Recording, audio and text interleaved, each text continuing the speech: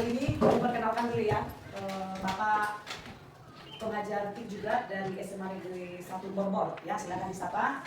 Siapa? Bapak ini adalah Pak R. Panjaitan dan juga salah satu guru KAA ya, KAA dan Coding. Nah, kali ini kita akan membuatkan satu pembelajaran, maksudnya sama seperti pembelajaran biasa dengan materi yang telah tersedia. Nah, ini sebelumnya ya, kita sebagai orang beriman, ada yang tidak beriman di sini ya? Ada terus beriman ya? Ya, mari kita beriman. Salah satu tidak harus saya tunjuk, salah satu tidak dua. Mari kita berdoa sesuai ya, selamat masing-masing. Izinkan saya membawa doa dalam nama kecil Kristen. Ya Tuhan, sekarang kami memulai pembelajaran kami pada hari ini.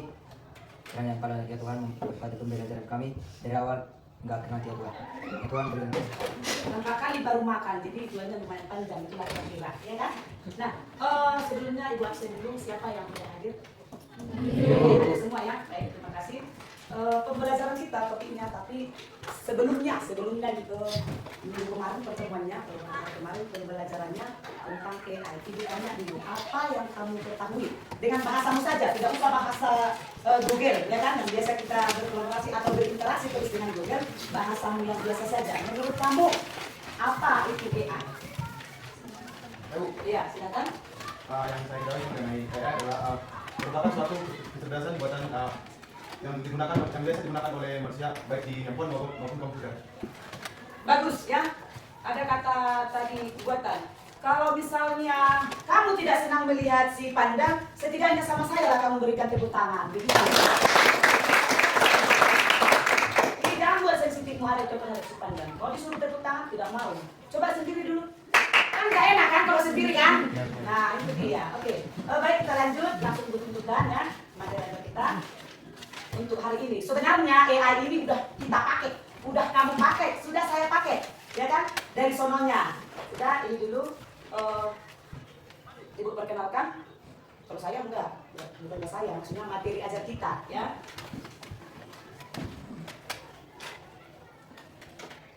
Langsung aja dulu Ibu sampaikan capaian, tujuan, walaupun tidak secara teoritisnya, secara mendalam, itu ya. Memahami konsep dasar AI, memahami saja, mengenal itu memahami di dalam proses pembelajaran deep learning sekarang, memahami sudah sebelum mengimplementasikan. Walaupun sebenarnya KL, kamu Timo udah tahu sebenarnya mengimplementasikan, paham dulu dia. Kalau udah ada kata paham berarti nanti batasannya juga sudah tahu dia, gambarannya kemana dia, diperbantukan atau diperuntukkan kemana dia, itu dia, ya kan? Nah, jadi menggunakan tools apa saja itu kan AI banyak, namanya kecerdasan. Tadinya dikatakan teman mesti pandang kecerdasan buatan, kecerdasan berarti skill ya, kemampuan itu intelligence, AI, artificial intelligence, artificial kecerdasan atau kalian, lalu intelligence kemampuan itu, jadi buatan berarti kecerdasan buatan, gitu ya, kecerdasan buatan. Itu berbagai jenisnya, banyak juga sebenarnya kan Ibu buat itu menggunakan tools AI, teachable, mesin, ChatGPT. Apalagi yang lain? Coba sebutkan apalagi yang lain AI. Ya, Google Translate, Whiteboard, Canva Web, apalagi?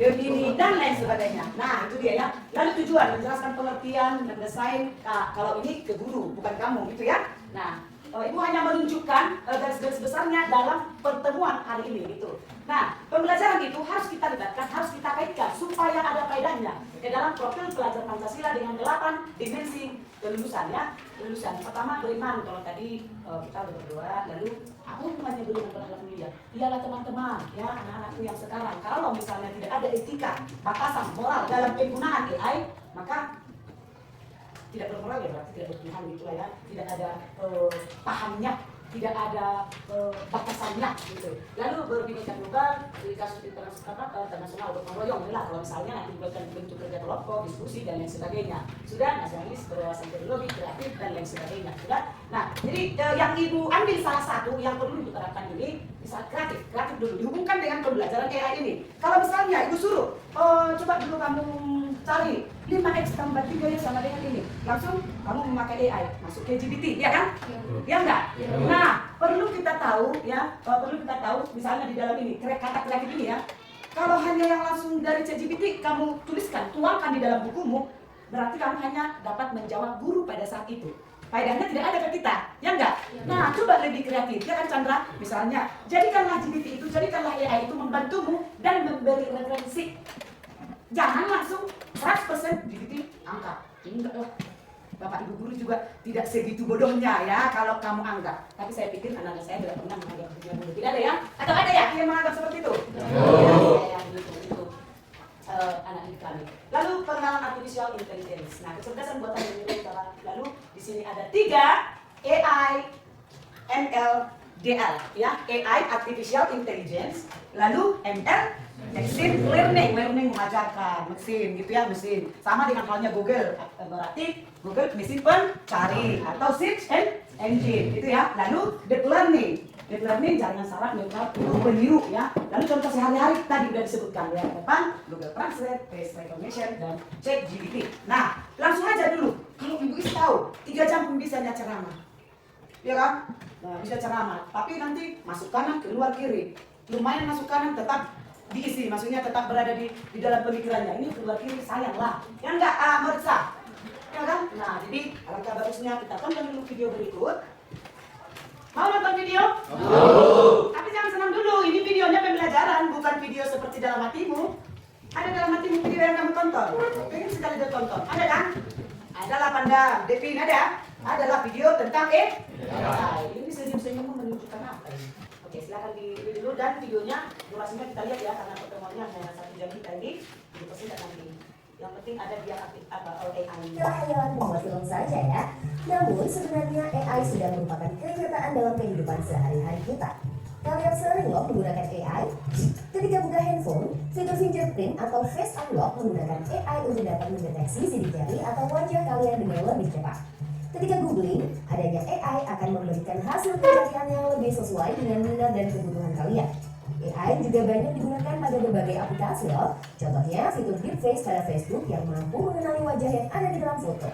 Filter foto juga menggunakan AI agar dapat menyesuaikan dengan bentuk wajah.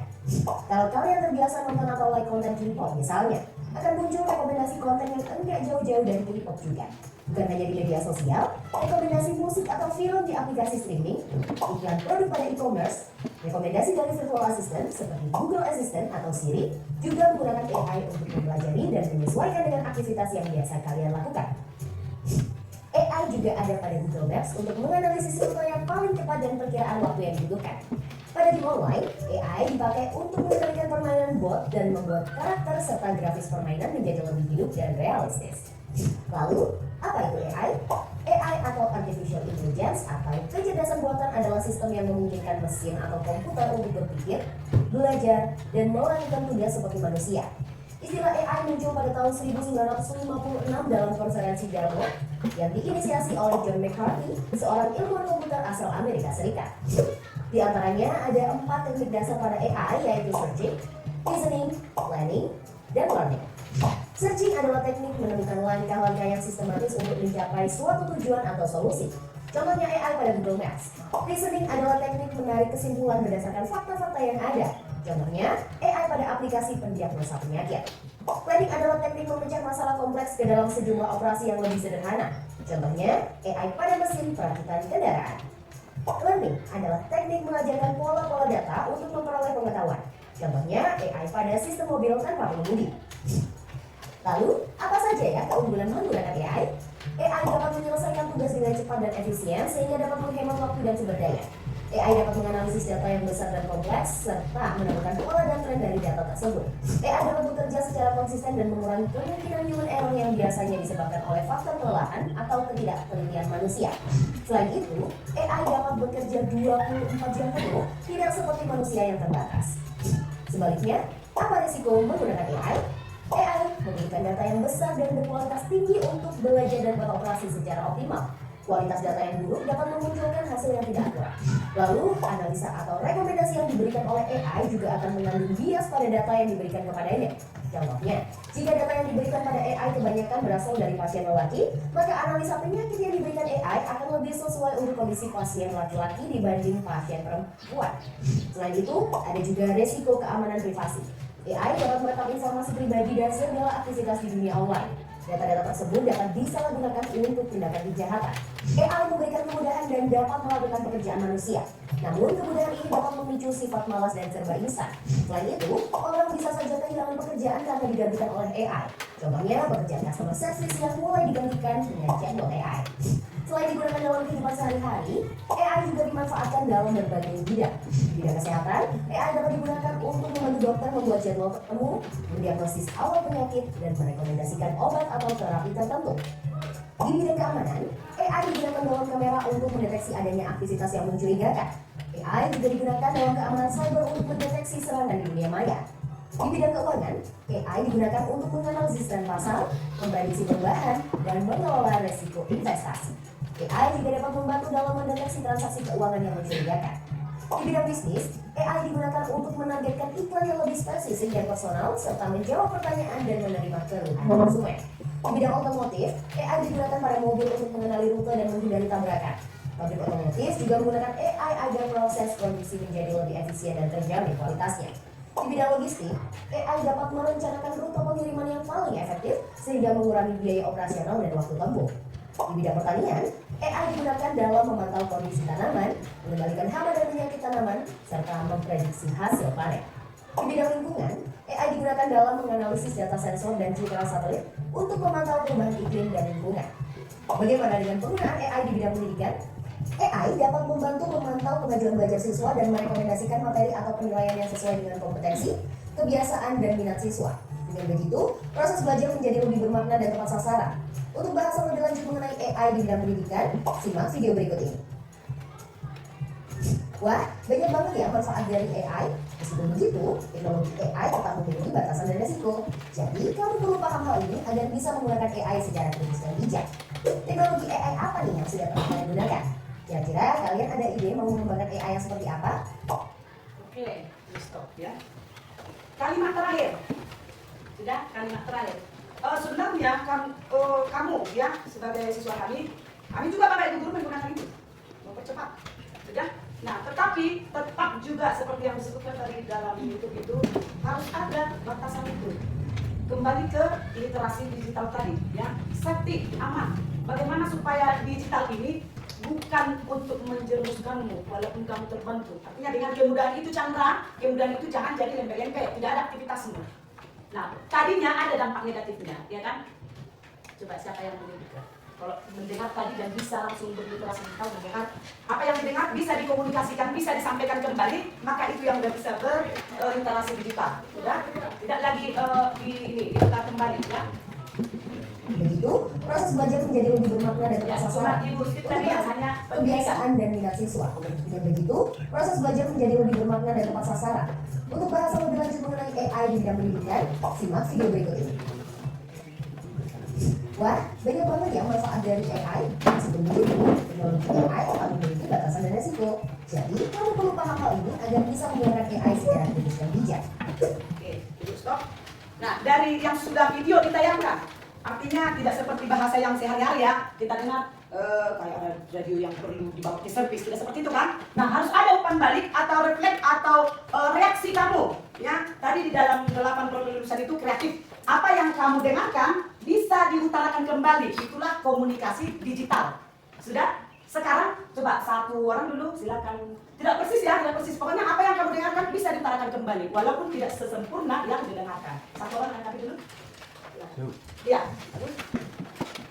AI dapat menimbulkan rasa malas manusia dalam mengerjakan pekerjaannya. Selain itu juga, AI juga dapat digunakan manusia untuk hal yang negatif seperti menyalahgunakannya untuk hal kejahatan. Stop, bagus, ya, bagus. Tadinya saya berharap ketika stop bagus kalian langsung kasih respon. Kalau tidak, kasih tepuk tangan aplaus untuk memberikan semangat tipis dan si doanya kan. Nah, intinya tadi disebutkan itu berhubungannya. AI itu kecerdasan tadi, buatan tadi, manusia yang membuat itu, kita yang membuat itu, ya kan, membantu kita. Tetapi kalau tidak ada batasan Samuel, itu akan menjerumuskan kita. Artificial intelligence, machine learning, deep learning. Nah, kita pilih salah satu yang dipahami. Dan ibu juga merasa seperti itu, yang menginginkan seperti itu. Maksudnya jangan 3 jam ibu mengajar, tapi satu pun tidak bisa apa yang diterapkan si Samuel. Satu aja. Bisa ya?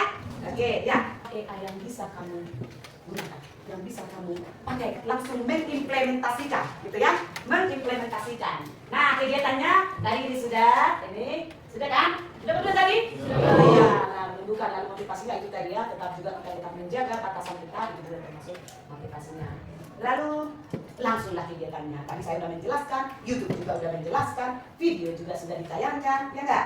Nah, sekarang bentuklah kelompok. Waktunya hanya 20 menit dari semua, berarti hanya 7 menit. Dipresentasikan nanti, ya. Bolehlah karena waktu kita mepet, maksudnya biarlah implementasi aja, cukup 2 orang saja, berarti dia mewakili 2 kelompok. Ini kelompok artificial intelligence, ini kelompok mixed learning. Oke, silakan. Ya, silakan. Boleh, kalau laptop itu pun yang akan langsung gunakan, boleh.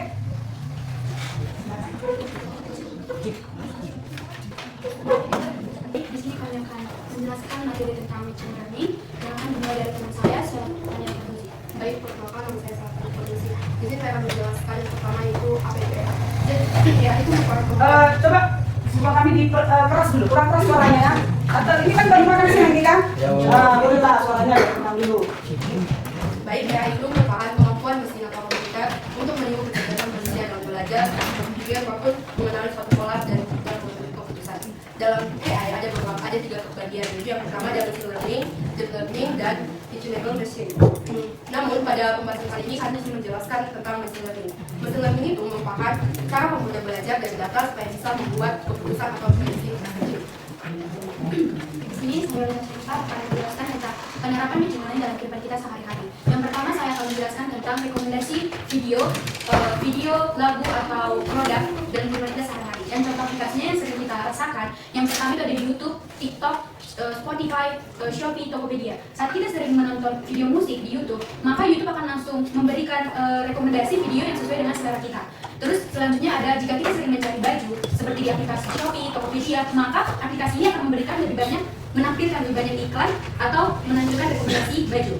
Terus yang selanjutnya adalah pengenalan wajah, seperti membuka kunci HP menggunakan wajah. Saat kita mendaftarkan wajah kita, HP akan langsung mengenali wajah kita, mulai dari bentuk muka, mata, bibir, hidung, dan lain sebagainya. Dan saat kita membuka kunci HP, maka kamera akan langsung mengenali wajah kita sesuai data yang disimpannya. Jika cocok, maka kunci HP akan terbuka. Tapi jika tidak cocok, maka kunci HP akan tetap terkunci. Intinya, machine learning ini bisa membuat HP kita mengenali wajah kita sendiri secara akurat. Terus yang selanjutnya ada asisten virtual. Contohnya Google Assistant. Saat kamu bilang, "Hey Google, setel alarm jam 6 pagi," maka Google Assistant akan otomatis langsung memahami suara kamu dan memahami perintahnya. Terus yang keempat ada filter spam email. Contoh aplikasinya Gmail. Gmail menggunakan machine learning untuk memisahkan pesan yang penting dan pesan yang spam yang terlalu spam yang banyak, seperti banyak link yang mencurigakan dan judul email yang berlebihan dan kata-kata promosi terlalu sering. Maka email tersebut langsung dimasukkan ke folder spam. Jadi intinya kotak-kotak masukmu jadi lebih bersih dan rapi. Dan yang terakhir ada penerjemah bahasa. Contohnya itu ada Google Translate. Saat kamu ketik apa kabarmu dan memilih bahasa Inggris, maka hasil yang dikeluarkannya adalah how are you. Jadi di Google Translate machine learning mempelajari ribuan kalimat dan arti dalam berbagai bahasa. Baik, di sini saya akan memberikan contoh penggunaannya dalam kehidupan sehari-hari. Yang pertama sudah disebutkan teman saya ketika kita menggunakan YouTube. Jadi saya akan membuka YouTube. Saat kita melakukan pencarian, maka YouTube akan memberikan rekomendasi. Misalnya kita mencari dongeng bahasa Indonesia. Secara otomatis, YouTube akan mengakses beberapa dongeng yang mungkin dapat kita sukai atau memberikan rekomendasi bahwa dongeng yang akan kita tonton yang mana. Terus untuk contoh yang kedua, yang sangat umum dilakukan yaitu ketika menggunakan Google terjemahan atau Google Translate. Di Google kita bisa klik translation. Ketika kita mengakses translation ini, kita dapat mengatur terlebih dahulu bahasa yang akan kita terjemahkan. Misalnya contoh di sini ada bahasa Inggris yang kita terjemahkan ke bahasa Indonesia. Di dalam Google Translation ini ada banyak bahasa yang dapat kita belajar sesuai dengan kebutuhan kita tersendiri. Namun di sini saya menggunakan bahasa Inggris yang diterjemahkan ke bahasa Indonesia. Contohnya ketika kita membuat good morning.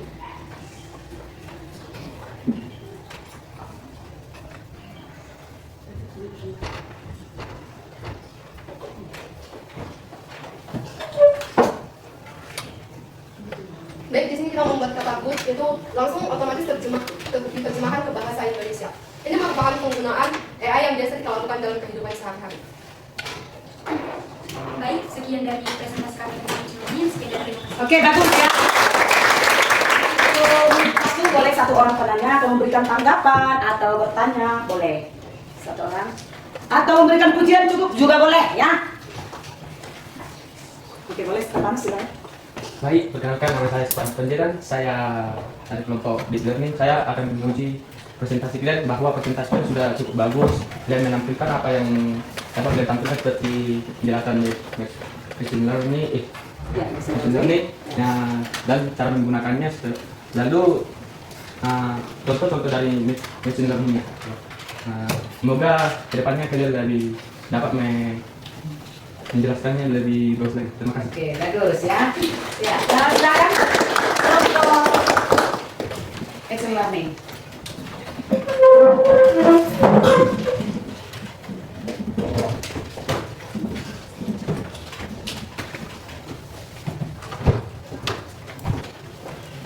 Baik, perkenalkan nama saya Titus Jumane dan nama saya kami dari kelompok machine learning akan menjelaskan mengenai machine learning. Baik, saya akan mulai dari pengertian machine learning atau kita singkat aja. Machine learning atau ML adalah cabang dari fitur dasar data atau yang kita kenal sebagai AI yang memungkinkan komputer untuk dapat berpikir seperti cara manusia berpikir.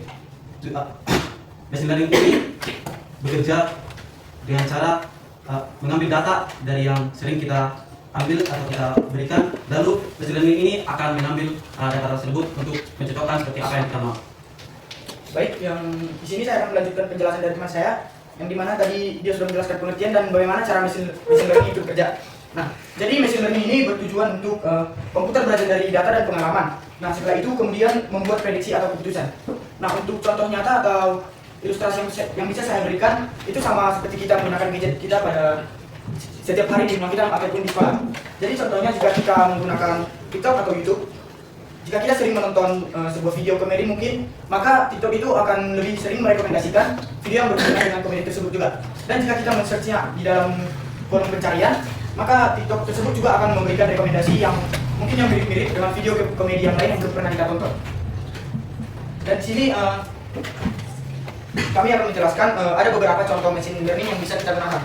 Nah, yang pertama yaitu face unlock atau fingerprint unlock. Nah, jadi maksud dari face unlock ini itu sama juga terdapat pada gadget kita. Jadi contohnya jika kita ingin membuka HP kita, mungkin kita sudah menggunakannya. Contohnya seperti face unlock atau verifikasi wajah dan fingerprint unlock atau bisa buat kata sandi maupun sidik jari. Jadi itu bisa kita gunakan dalam gadget kita. Dan yang kedua yaitu voice assistant. Sama seperti yang dijelaskan oleh teman kita tadi, yang perempuan dikatakan bahwa terdapat Google Assistant dalam gadget kita. Dan yang selanjutnya mungkin kami akan langsung praktek yang dilanjutkan oleh teman saya. Baik, di sini kami akan mempraktikkan satu contoh dari ML atau machine learning. Yang kami gunakan adalah aplikasi Spotify. Misalnya saat kita mencari sebuah lagu yang bertema pop, maka otomatis aplikasi ini karena mengandung AI ML, maka otomatis dia akan memunculkan genre pop. Yang kedua, misalkan kita ketik lagu bahasa Inggris.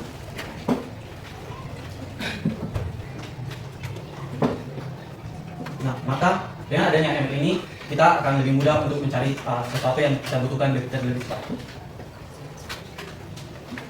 Baik, cukup sekian yang dapat kami jelaskan. Dan jika ada teman-teman yang ingin memberikan tanggapan maupun pertanyaan, kami silakan. Oke, kita silakan satu orang. Baik, pada teman kami terus. Saya pernah bertanya, kalian tadi mengatakan bahwa machine learning itu belajar dari data atau pengalaman. Yang menjadi pertanyaan saya adalah, menurut kalian mengapa data yang berkualitas lebih penting daripada sekedar jumlah data yang banyak? Baik, di sini saya akan mencoba menjawab pertanyaan dari Torres, yang dimana bertanya tentang mengapa jumlah pengalaman data lebih penting daripada data yang lebih banyak.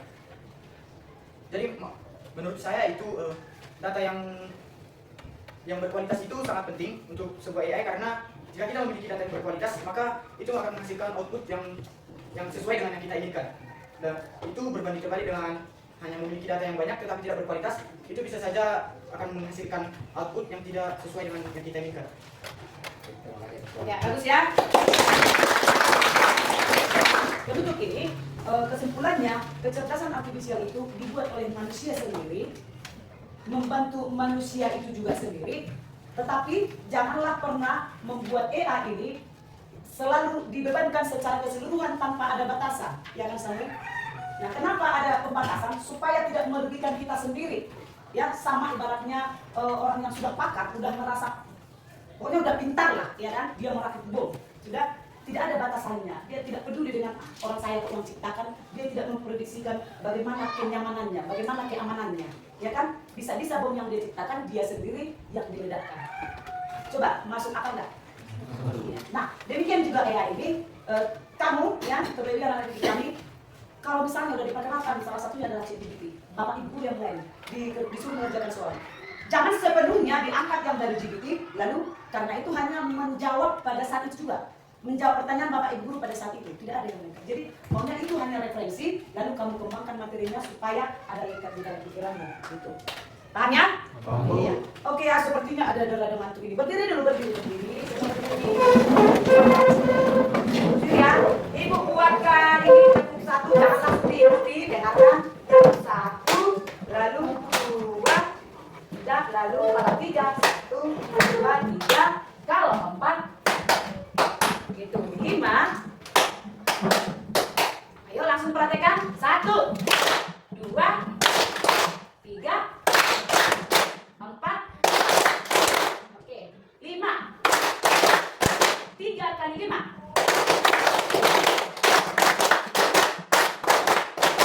Cukup, kan 3 kali 5 itu udah 3,5 kali 5 gitu ya. Satu lagi, ayo tunjukkan yang kamu dengarkan. Sudah, 2, 3. Halo, 3, tunjukkan yang kamu dengarkan. 1. Bagus, silakan dulu ya. Nah, tugasnya ya, ibu kirimkan untuk berikutnya, pertemuan berikutnya ya, penugasannya bentuk khusus nanti dikirimkan ke anak-anak kami lewat apa ya, grup, boleh ya, lewat grup. Nah, untuk pengirimannya ini hari Kamis kita masuk ya. Berarti besok ya? Nah, boleh dikirimkan sampai hari Kamis. Demikian untuk pertemuan kita. Karena kita awali dengan 2, makanya juga dengan 2. Silakan, tadi laki-laki sudah membuka, sekarang yang satu perempuan, silakan. Kita satukan hati kita, mari kita berdoa. Puji syukur dan pencapaian terberat Tuhan atas keberkatan kepada kami hingga pada saat ini. Ya Tuhan, pada saat ini